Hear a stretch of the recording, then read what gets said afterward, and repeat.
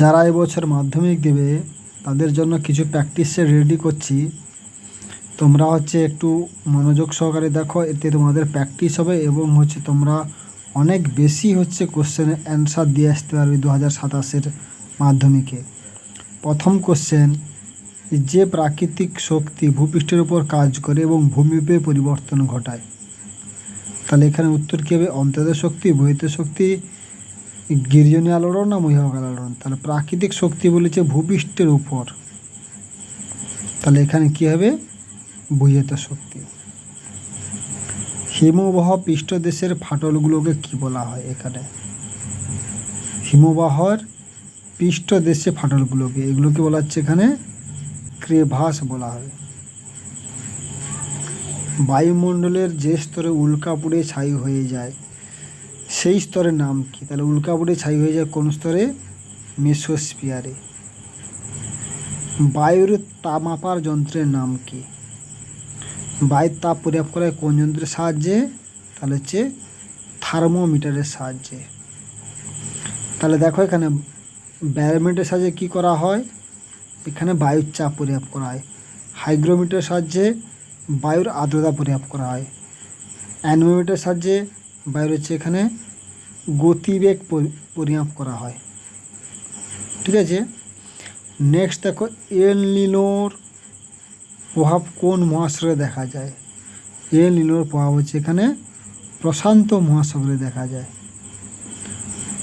দুটি মুখ্য জলের সময় ব্যবধান, এটা গুরুত্বপূর্ণ শর্ট কোশ্চেন। দুটি মুখ্য জলের সময় ব্যবধান, দুটি এবং গৌণ জলের সময় ব্যবধান কত হবে? দেখো এখানে 12 ঘন্টা 26 মিনিট। বজ্র ব্যবস্থাপনায় সবচেয়ে বেশি গ্রহণযোগ্য উপায় কি? বজ্র ব্যবস্থাপনায় এখানে সবচেয়ে বেশি গ্রহণযোগ্য উপায়টার নাম কি? সেটা কম্পোস্টিং করা বা কম্পোস্ট সার তৈরি করা। ভারতের নবীনতম রাজ্য এখানে তেলেঙ্গানা। হিমালয় পর্বতের বা হিমালয়ের সর্বোচ্চ অংশ কোনটি? হিমালয়ের সর্বোচ্চ অংশ এখানে হিমাদ্রি হিমালয়। হিমাদ্রি হিমালয়। উত্তর পশ্চিম ভারতে যে ধূলিঝড় দেখা যায় তাকে কী বলে? এখানে ধূলিঝড় বলেছে, ধূলিঝড়। এটা আধি হবে, আধি। যদি উষ্ণ বায়ু বলতো তখন হতো কি? লু। ভারতের কেন্দ্রীয় বনভূমি গবেষণা কেন্দ্র কোথায় অবস্থিত? ভারতের কেন্দ্রীয় বনভূমি গবেষণা কেন্দ্র কোথায় হবে? এখানে দেরাদুন। চা একটি কি শস্য? চা একটি এখানে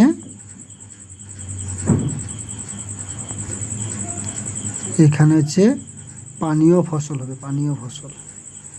ঠিক আছে, ভারতের সর্বাপেক্ষা কম জনঘনত্বযুক্ত রাজ্য সেটা কী হবে? এখানে সবচেয়ে কম জনঘনত্বযুক্ত রাজ্য এখানে অরুণাচল প্রদেশ। বিবৃতিমূলক স্কেল 2 সেমিতে 1 কিমি, তাহলে তার আরএফ কত হবে? এখানে আরএফ হবে 1:50,000।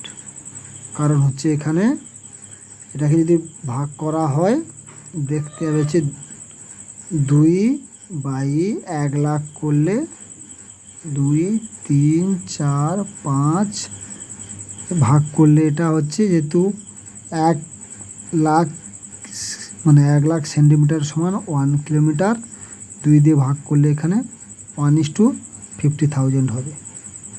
ঠিক আছে, তারপরে দেখো এখানে শুদ্ধ অশুদ্ধ।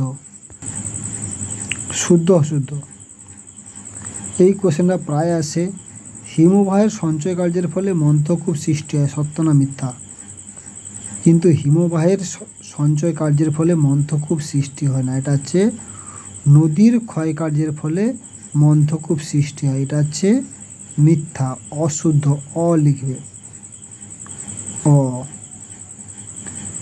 ওজোন স্তরকে প্রাকৃতিক সৌরপর্দা বলা হয়, এটা শুদ্ধ বা সু। ভূমধ্যসাগরীয় জলবায়ু অঞ্চলে এখানে গ্রীষ্মকালে বৃষ্টিপাত হয় না, এটা হচ্ছে শীতকালে বৃষ্টিপাত হয়, এটা ভুল হবে, এটা হচ্ছে অমাবস্যা তিথিতে হচ্ছে শিবজিগি অবস্থানে সংযোগ হয়।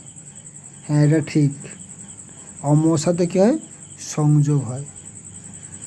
শুষ্ক ও শুষ্ক প্রায় মরুভূমির মৃত্তিকাকে এখানে চারনোজেম বলে। শুষ্ক প্রায় মরুভূমির মৃত্তিকাকে চারনোজেম বলে। এটা হচ্ছে অশুদ্ধ হবে, এটা হচ্ছে অশুদ্ধ হবে, কারণ এটা হচ্ছে, এটাকে বলা হচ্ছে এখানে শিরোজেম মাটি বলা হয়। তৈল রাসায়নিক শিল্পকে আধুনিক শিল্প দানব হিসেবে আখ্যা দেওয়া হয়, এটা হচ্ছে শুদ্ধ হবে, এটা শুদ্ধ হবে। ঠিক আছে। উপগ্রহ চিত্রে বিভিন্ন প্রতীকের সাহায্যে বলেছে, এটা কিন্তু ভুল হবে, অশুদ্ধ। কারণ হচ্ছে উপগ্রহ চিত্রে কোনোদিন হচ্ছে প্রতীক ব্যবহার করা না, ভূ বৈচিত্র্য সূচক মানচিত্রে যে প্রতীক ব্যবহার করা হয়। ঠিক আছে। নেক্সট কোশ্চেনগুলো আমি পরের ভিডিওতে আনছি, এই পর্যন্ত থাক। ভিডিওটা বড় হয়ে যাচ্ছে, আপলোড করতে একটু সমস্যা হবে, তোমরা সবাই দেখলে আমি আরও ভিডিও আপলোড করতে থাকবো।